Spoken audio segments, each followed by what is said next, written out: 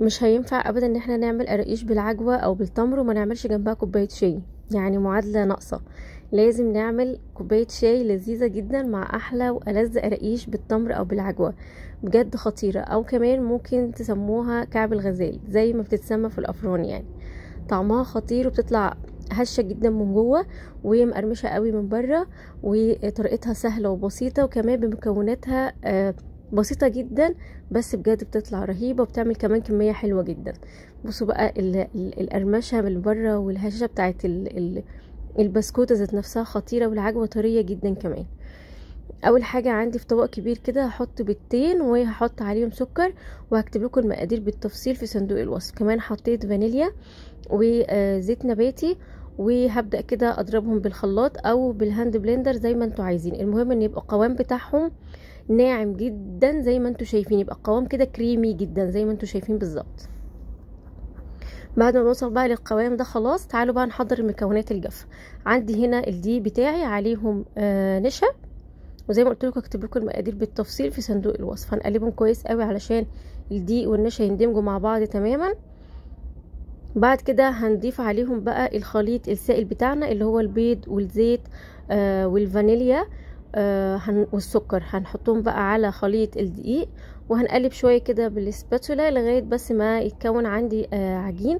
طبعا احنا اي بسكوت بنعمله ما بنعجنش فيه خالص، يعني بنلم العجينه شويه الاول بالسباتولا كده او بالمعلقه، وبعد كده بنلم العجينه بطراطيف صوابعنا. المهم ان احنا ما نعجنش عشان ما يقلبش معانا عيش كده وما يبقاش مقرمش واخد كده هشاشه كده من جوه.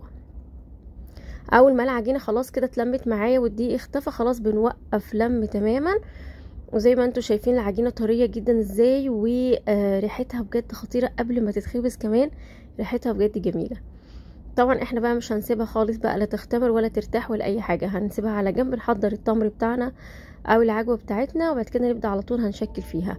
هناخد قطعه كده من العجين وهنفردها بالسباتولا زي ما انتوا شايفين، وهنفردها فرده كويسه كده، يعني سمكها يبقى اقل من السنتي بشويه، علشان احنا هنلفها كذا طبقه زي رول كده، فما تبقاش تخينه قوي وما تقرمش معايا وتبقى من جوه كده عجين. فانا باخد قطعه كده من العجين وبفردها كويس قوي. بعد كده بجيب التمر بتاعي وابدا بقى كده نصبع كده التمر، نعمله صوابع زي ما انتوا شايفين. بعد كده بنحطه في طرف العجينه، ونساوي بقى الاطراف بتاعه العجينه كده. اطراف العجينه دي بتتلم تاني وبنشكلها تاني من جديد. وهبدا بقى الف رول كده زي ما انتوا شايفين. عشان احنا بقى بنلف رول كذا طبقه، فلازم العجينه تبقى خفيفه جدا علشان تديني قرمشه وهشاشه كده من جوه ما تبقاش مكتومه. هديها لفه كده بسيطه قوي عشان تقفل من تحت. العجينه طريه فبتقفل بمنتهى السهوله وما بتفتكش ولا بتفتح في الخبز ولا اي حاجه خالص. هنكمل بقى كده البسكوت بتاعنا لغايه ما نخلص الكميه بتاعتنا كلها بالطريقه دي.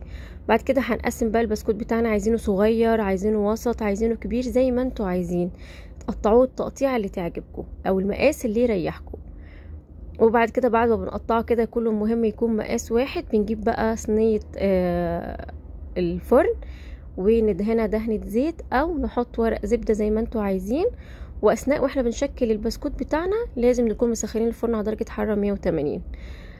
قبل بقى ما نجيب صينيه الفرن بتاعتنا ونحط البسكوت فيها، بنجيب حوالي كده نص كوبايه ميه، بنحط فيها معلقه من دبس التمر او معلقه من العسل الابيض او معلقه كمان من العسل الاسمر.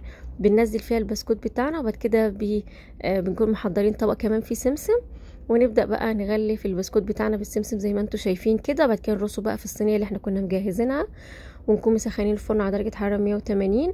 بندخل البسكوت بتاعنا بياخد اقل من 10 دقايق طبعا حسب الافران.